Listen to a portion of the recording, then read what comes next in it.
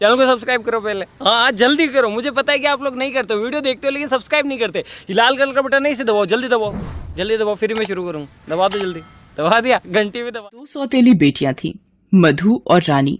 दोनों बहनें बहुत ही होशियार और समझदार थीं, लेकिन सौतेली होने के कारण वो सुधा को फूटी आंख नहीं सुहाती थी। सुधा उनके हर एक काम में रोक टोक किया करती थी। एक दिन सुबह सुबह मधु और रानी स्कूल जाने के लिए तैयार हो रही थीं। तभी सुधा जोर से चिल्लाकर बोलती है, कहाँ जा रही हो तुम दोनों? काम क्या तुम्हारा बाप आकर करेगा? आप पिताजी के लिए ऐसा क्यों बोलती हैं माँ? वो बेचारे तो इस दुनिया में भी नहीं है। माँ, सारा काम कर दिया है, तभी हम स्कूल जा रहे हैं। हा, बड़ी आई स्कूल जाने वाली। स्कूल जाकर कौन सा कलेक्टर बन जाओगी? पहले खाना बना, फिर जहाँ जाकर मरना है मर। माँ, तब तो हमें स्कूल जाने में देर हो जाएगी। उसकी बात सुनकर सुधा मधु को एक थप्पड़ मारती है। तुझे सुनाई कम पड़ता है क्या? जो कहा है वो कर, नहीं तो तुम दोनों का स्कूल जाना भी बंद करवा दूंगी। दोनों बहनों के लिए पढ़ाई बहुत ही अहमियत रखती थी, क्योंकि वो जानती थी कि पढ़ लिख कर ही जीवन बदला जा सकता है। इसलिए उन्होंने सुधा की बात मानी, फिर स्कूल गईं। ये अलग बात है कि देर से स्कूल पहुंचने के कारण मास्टर जी से उन्हें थोड़ी डांट भी पड़ी। पढ़ाई खत्म करके जब वे दोनों स्कूल से लौटी, वो दोनों अभी सांस भी नहीं ले पाई थी कि फिर से सुधा ने पूरे घर के बर्तन और कपड़े उनके सामने डाल दिए। कर लिया ना पूरे दिन स्कूल में टाइम पास, चलो अब दोनों काम पर लग जाओ। जी माँ। देखो, माँ माँ कहकर मुझे मत बुलाया करो, मैं तुम्हारी माँ नहीं हूँ। और हाँ, ये काम खत्म हो जाए तो रात का खाना भी बना लेना। पूरे दिन की थकी हारी दोनों बहनें काम में लग गईं। काम खत्म करके वो दोनों खाना खाने बैठती ही हैं कि तभी उनका सौतेला भाई गुड्डू उनको परेशान करने लगता है और उनको खाना नहीं खाने देता। पहले तो वो उसे समझाती हैं, लेकिन वो नहीं मानता। तब रानी गुस्से में गुड्डू को एक थप्पड़ मार देती है। गुड्डू जोर जोर से रोने लगता है। गुड्डू की आवाज सुनकर सुधा भागते हुए आती है। क्या हुआ गुड्डू, तू रो क्यों रहा है?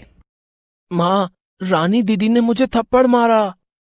ये सुनकर सुधा गुस्से से भर जाती है और वो रानी के बालों को पकड़कर खींचती हुई बोलती है, तूने मेरे बच्चे को हाथ कैसे लगाया?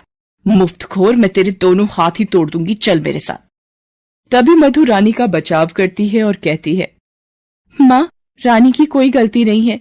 गुड्डू हमें बार बार परेशान कर रहा था, वो हमें खाना नहीं खाने दे रहा था, इसलिए रानी ने उसे थप्पड़ मार दिया। बड़ी आई मधु की वकील बनने। अच्छा, एक दिन रानी खाना नहीं खाती तो क्या भूखे मर जाती? चल, अब इसे मैं बताती हूँ। 2 दिन तक कमरे में भूखे प्यासे बंद रहेगी, तब इसकी अक्ल ठिकाने आएगी। सुधा रानी को कमरे में बंद कर देती है और बाहर आ जाती है। रानी बेचारी भूखी प्यासी कमरे में बंद रहती है। रात को मधु धीरे से रानी को 2 रोटी और चटनी खिड़की से कमरे में देकर आ जाती है, पर सुधा मधु को कमरे के बाहर देख लेती है और फिर दोनों को बुरी तरह से मारते हुए बोलती है, चोरी सीख रही हो तुम दोनों बहनें? तुम्हें क्या लगता है मैं अंधी हूँ? मुझे नहीं दिखता तुम दोनों क्या कर रही हो? पता नहीं वो कौन सी घड़ी थी जब इनका बाप इन दोनों मनहूसों को मेरे मत्थे मढ़कर चला गया। धीरे धीरे समय बीतता जाता है, तीनों बड़े हो जाते हैं। जहाँ एक ओर मधु और रानी पढ़ाई में बहुत अच्छा कर रहे होते हैं, वहीं दूसरी ओर गुड्डू का मन पढ़ाई से कोसों दूर रहता है। एक दिन की बात है, गुड्डू कहीं बाहर से आता है और सुधा से जोर से चिल्लाते हुए बोलता है, माँ, मुझे एक नया फोन चाहिए। मेरे सारे दोस्तों के पास नया मोबाइल है, मुझे भी चाहिए। नया फोन? कहाँ से लाऊं मैं नया फोन? अभी मेरे पास बिल्कुल भी पैसे नहीं हैं। वो सब मैं नहीं जानता, मुझे नया फोन चाहिए तो चाहिए। गुड्डू की जिद को देखते हुए सुधा रानी को आवाज देती है। रानी रसोई में खाना बना रही थी। सुधा की आवाज सुनकर वो आती है। रानी सुन, कल जो तुम दोनों बहनों को स्कॉलरशिप के पैसे मिले हैं ना, वो मुझे ला कर दे। स्कॉलरशिप के पैसे? लेकिन क्यों माँ? गुड्डू को नया फोन दिलवाना है। पर माँ, वो तो हम दोनों की पढ़ाई के पैसे हैं। सबसे पहले तो तू मुझे माँ कहना बंद कर। अगर मैं तेरी सगी माँ होती, गुड्डू तेरा सगा भाई होता, तो क्या तब भी तो इस तरह से इनकार करती? सच ही कहा है, सौतेला सौतेला ही रहता है।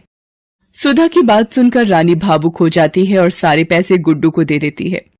लेकिन गुड्डू के शौक उस फोन पर खत्म नहीं होते। थोड़ा सुधा के पास आता है और बोलता है, माँ, मुझे नई बाइक लेनी है। मैं गरीबों की तरह बस में धक्के खाकर कॉलेज नहीं जा सकता। मेरे सारे दोस्त बाइक से कॉलेज आते हैं।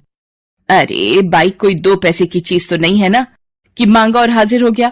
40-50 हजार रुपए लगते हैं उसमें। मेरे पास कहाँ है इतने पैसे। मुझे तो लगता है कि रानी और मधु की तरह मैं भी तुम्हारा सौतेला बेटा ही हूँ, नहीं तो क्या तुम अपने बच्चे के लिए इस तरह से इनकार करती।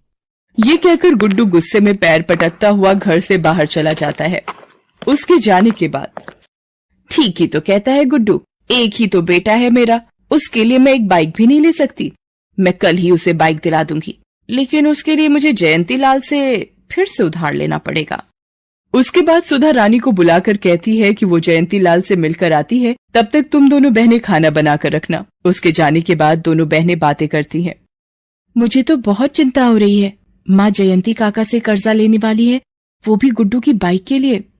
चिंता तो मुझे भी बहुत हो रही है। माँ का पहले का कर्ज ही नहीं उतरा और अब ऊपर से और कर्ज ले रही हैं। गुड्डू अब अपनी माँ की कमजोरी समझ गया था।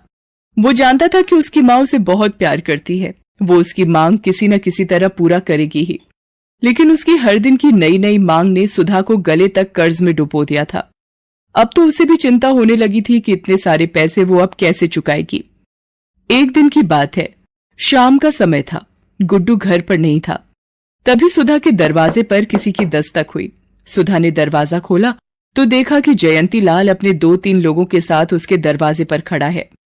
कौन सी तारीख है आज? 3। कितने महीने हो गए तुम्हें ब्याज के पैसे दिए हुए? वो मैं जल्दी ही चुका दूंगी, थोड़ी मोहलत दे दीजिए मुझे। अरे कितना मोहलत दे दूं तुझे? अब जब तेरे मरने का दिन आएगा तब मेरे पैसे वापस करेगी क्या? जयंती लाल के मुंह से अपनी माँ के लिए ऐसी बातें सुन दोनों बहनों का पारा चढ़ गया। काका, आप हमारी माँ से ऐसे बात नहीं कर सकते। अरे तुझे बाहर किसने आने को कहा? तू अंदर जा। नहीं माँ, मैं अंदर नहीं जाऊंगी। देख रानी, मैं फ्री में पैसे बांटने का काम नहीं करता। तेरी माँ ने मुझसे कर्ज लिया है, वही मांग रहा हूं। कर्ज लिया है इसका क्या मतलब कि हम आपके गुलाम हो गए? आपका जो मन में आएगा वो कहेंगे हमें? काका, हम आपके सारे पैसे धीरे धीरे करके लौटा देंगे, हमें थोड़ी और मोहलत दे दीजिए। जयंती लाल ने एक और तारीख दे तो दी, लेकिन साथ ही ये कहा कि हर एक महीने की इस तारीख को ब्याज के पैसे नहीं दिए तो अंजाम भुगतने के लिए तैयार रहना। दूसरी ओर गुड्डू को जब ये सारी बातें पता लगी तो वो उल्टा सुधा पर ही चिल्लाने लगा। अरे क्या जरूरत थी तुम्हें इतने पैसा उधार लेने की? एक तो मैं हूं जो कटौती में अपना जीवन काट रहा हूं, एक एक चीज के लिए तरसता हूं, और एक तुम हो जो लाखों का कर्जा माथे पर लेके बैठी हो। अरे तुम तो आज ही कल मर जाओगी, फिर ये सारा कर्जा मेरे माथे पर छोड़कर जाओगी तुम। कहां से चुकाऊंगा मैं ये सारा पैसा? गुड्डू की बात सुनकर सुधा की आंखें भर आई। जिस बेटे के लिए उसने इतना सब किया वही बेटा आज उसे भला बुरा कह रहा है। वो ये सदमा बर्दाश्त नहीं कर पाई और उसे गुड्डू के सामने ही हार्ट अटैक आ गया। लेकिन गुड्डू माँ की परवाह किए बिना अपनी बाइक से घूमने निकल गया। मधु और रानी अपनी माँ को लेकर अस्पताल आईं। कुछ दिन अस्पताल में रहने के बाद सुधा की छुट्टी हो गई। वो तो भला हो दोनों बहनों के स्कॉलरशिप के पैसे और उन दोनों के हाथ की अंगूठी का, जिसे बेचकर उन्होंने अस्पताल का सारा खर्च उठाया। उन दिनों दोनों बहनों ने अपनी माँ की खूब सेवा की, लेकिन गुड्डू एक दिन भी अस्पताल नहीं आया। सुधा की आंखें उसे खोजती रहीं, लेकिन वो तो अपनी ही दुनिया में मस्त था। सुधा के घर पहुंचने के बाद, माँ तुम यहाँ बैठो, मैं तुम्हारे लिए एक गिलास पानी लेकर आ रही हूँ। मेरी बच्चियों, तुम दोनों मुझे माफ कर दो। मैंने तुम लोगों के साथ हमेशा सौतेला व्यवहार किया, लेकिन तुम दोनों मुझे अपना मानती रही। अगर तुम दोनों आज ना होती तो शायद मैं भी नहीं होती। ऐसा मत कहो माँ। वो अभी ये बातें कर ही रहे थे कि रानी के चीखने की आवाज आई। सुधा और मधु अंदर गए तो देखा कि गुड्डू माँ के बक्से का ताला तोड़ रहा था, जिसमें माँ के कुछ पुराने गहने रखे थे। सुधा ने ये देखा तो उसे एक थप्पड़ खींचकर मारा। मार क्यों रही है मुझे? तेरे मरने के बाद तो ये मेरा ही है, चल मुझे दे। ये कहकर उसने सुधा को धक्का दे दिया। रेखा और मधु ने ये देखा तो खींचकर उसे भी थप्पड़ मार दिया। माँ को धक्का दिया तूने? तेरी इतनी हिम्मत कैसे हो गई? उसकी हिम्मत मैंने ही बढ़ाई है बेटी। उसकी हर जायज नाजायज मांग को पूरा कर। लेकिन अब नहीं। निकल, अभी निकल तू यहां से। आज से मेरा कोई बेटा नहीं, मेरी सिर्फ 2 बेटियां हैं, 2 बेटियां। ठीक है, जा रहा हूं। मुझे भी नहीं रहना तुम भिखारियों के पास। सुधा ने गुड्डू को घर से निकाल दिया। समझा वही उनकी अपनी निकली। रेखा और रानी ने काम कर धीरे धीरे माँ का सारा कर्ज उतार दिया।